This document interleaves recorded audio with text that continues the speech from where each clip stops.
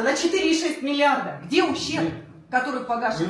18 қарашада Қазақстандағы ең ірі резонансты істердің бірі Ольга Абдығаппарованың соты өтті.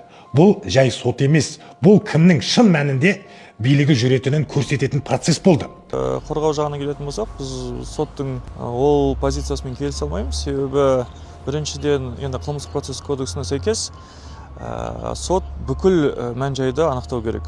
Ольга Есентай Сити құрылысын рейдерлік жолмен тартып алғаннан кейін компанияны қалпына келтірмек болған жалғыз адам. Бірақ не болды? Рейдерлікке қарсы тұрған адам жәбірленуші емес, айыпталушыға айналды. Ал Астана сотында 2025 жылы 28 қаңтарда шыққан үкімде бәрі анық көрсетілген. Қоспаев, Абжанов, Танашев, EV Construction'ды рейдерлік жолмен тартып алып, 4,6 миллиард теңгені жымқырған опық ретінде танылды. Бірақ Алматыда параллель әлем сияқты жағдай болып жатыр. Ең бірінші біздің қатты наразылығымыз соттың іс-әрекетіне. Ол біріншіден бүгінгі таңда осы іс бойынша жәбірленушілердің өкілеті ретінде екі тұлғаны қосуы, ол Танашев және Абжанов деген кісілер.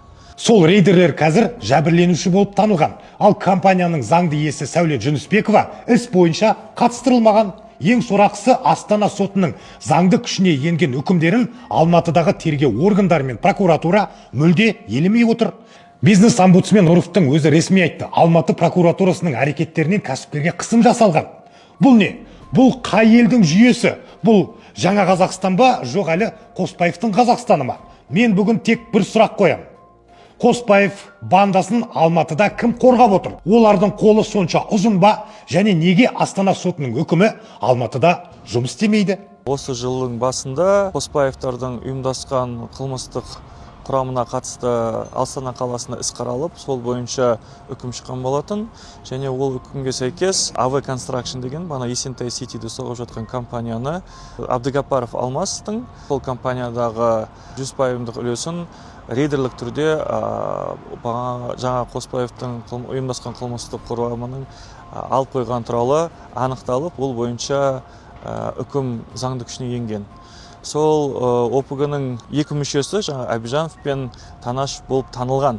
Сот ол кісілерді EV Construction жәбірленушінің өкілдері ретінде қатыстыру себебі соттың ойы бойынша жаңа екісі де бағана компанияның 75% үлесі бар деп анықтайды. Ал бірақ егер біз үкімге келетін болсақ, ол үкімде жаңа 75%-ның заңсыз түрде олардың жекеменшігіне өткен туралы анықталған.